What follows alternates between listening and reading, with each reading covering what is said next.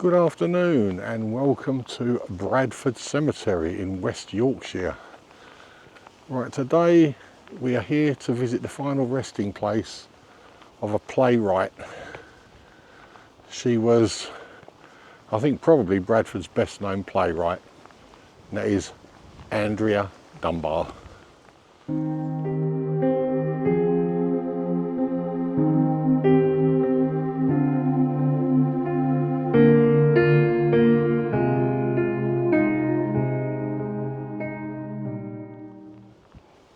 Now, not too many people are going to be familiar with her name. If I just mention one film, Rita Sue and Bob Too. She wrote the original play, and then obviously it was turned into a film, and I think probably everyone's seen that film. But anyway, I'm in a massive cemetery here with some enormous monuments. So what I'll do is I'll spin you around. We'll have a little look around because I haven't actually found her final resting place yet. So we'll have a little wander around, see if we can find it, while I tell you a little bit about Andrea Dunbar. Andrea Dunbar was born in Bradford, West Yorkshire on 22nd of May 1961. She was raised in Bradford Arbour on the Buttershaw Council estate in Bradford with 7 brothers and sisters. Both her parents had worked in the textile business. She had attended Buttershaw Comprehensive School. When 15-year-old Andrea Dunbar failed to bring in the ingredients for a domestic science lesson, her punishment was to spend her lunchtime writing the words, "Why I Don't Like Cookery." What Andrea wrote instead was a witty essay on how baking buns was a middle-class pursuit and joints of meat were more practical for large families on the Buttershaw estate. When the essay was passed around the staff room, to howls of laughter, head of drama Tony Priestley was astonished at what he saw, wrote Adele Stripe in her acclaimed novel Black Teeth and a Brilliant Smile. It was obvious to him that she had a gift for saying the right thing, and she was funny. He asked her if she'd like to join his class. What happened over coming months would change Andrea's life forever.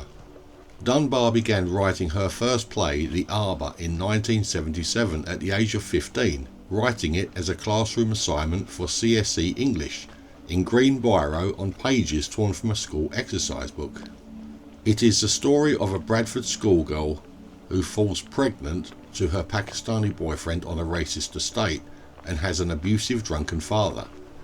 Encouraged by her teacher, she was helped to develop the play to performance standard. It received its premiere in 1980 at London's Royal Court Theatre, directed by Max Stafford Clark. At the age of 18, Dunbar was the youngest playwright to have her work performed there. Alongside a play entered by Lucy Anderson-Jones, The Arbour jointly won at the Young Writers' Festival and was later augmented and performed in New York City. On 26th of March 1980, she was featured in the BBC's Arena Arts documentary series.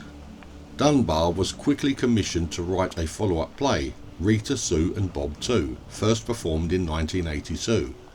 This explores similar themes to The Arbour through the lives of 2 teenage girls who are having affairs with the same married man.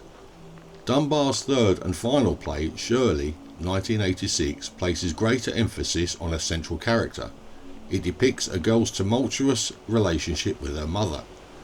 As she explains, she meant to write about Shirley and John, but I wrote the mother in and she bloody took over the whole play. The film version of Rita Sue and Bob Too, 1987, was adapted for the cinema by Dunbar, directed by Alan Clark and filmed on the Buttershaw estate. She disowned the film when more writers were brought in to give it a happier ending. However, it created considerable controversy on the estate because of its negative portrayal of the area. Dunbar was threatened by several residents but nevertheless continued to live there. In 2010, a commemorative blue plaque on Dunbar's former home on Bradford Arbour was unveiled in the presence of her relatives. Dunbar first became pregnant at the age of 15. The baby was stillborn at 6 months. She later had 3 children by 3 different fathers. The first, Lorraine Dunbar, was born in 1979 and had a Pakistani father. A year later, in 1980, Lisa was born, again while Dunbar was still a teenager. About 3 years later, she had a son, Andrew, with Jim Wheeler. As a single mother, Dunbar lived in a woman's aid refuge and became an increasingly heavy drinker. One day she was sat on a bar stool in the Cap and Bells public house when someone she knew dragged her off the stool by her hair and threw her to the floor and then walked out. Having complained of headaches for weeks, she collapsed in a local pub and could not be revived. In 1990 she died of a brain hemorrhage in Bradford Royal Infirmary at the age of 29 after falling ill in the Beacon, a pub on the Buttershaw estate. It was closed in 2016 and demolished in 2019, but appears in the opening shot of Rita Sue and Bob 2. In 2007, her eldest daughter, Lorraine Dunbar, a heroin addict at the time, was convicted of manslaughter for causing the death of her child by gross neglect after a child ingested a lethal dose of methadone. She was jailed in April 2012. In January 2018, her daughter, Lisa Pearce, died of stomach cancer after having been diagnosed in December 2016. Andrea Dunbar was cremated and her ashes were buried at Scholemoor Cemetery and Crematorium, which is where we are today.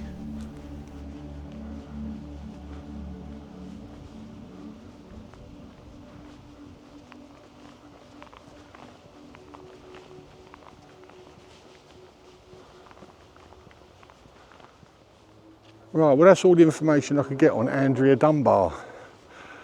Now after a very long search, I have actually managed to find her final resting place. It's over there. I had a little wander afterwards. There's some very interesting headstones and that in here. But Andrea Dunbar, I mean, Rita Sue and Bob 2, I actually quite liked it. I know it was low budget and that, but I actually quite liked it. And of course, the ending that she wrote wasn't used in that film, so she backed out. She didn't want a nicer ending, she wanted it kept the way she'd written it. They said no, she backed out. As for her other plays, I don't really know too much about them. I know they were doing quite well in London. I mean, apparently she was a very talented young lady. But anyway, her final resting place is over here somewhere. So I'll spin you around and we'll go and see if we can find it again. Right, I know it's over here somewhere. Oh, hang on. Oh, I think I found it straight away. Right, hang on. Yes, I think I found it straight away. It's the only stubby black cross in here. There's quite a few crosses, but no stubby ones. But here it is. That is the final resting place of Andrea Dunbar. Andrea Dunbar died December the 20th, 1990, aged 29 years.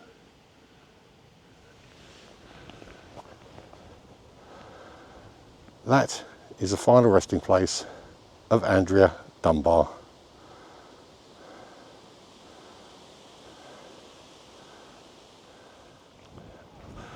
"29 though, that's no age at all, is it? Well, that breeze is starting to get up. Right, well I've got that long drive home now, about a 4-hour drive to get home from here.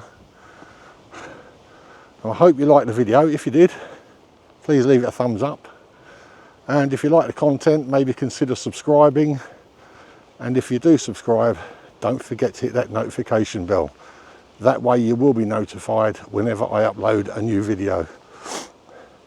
Anyway, that's it, me, Darren, from Bradford Cemetery in West Yorkshire. I'll see you on the next one. So bye bye for now.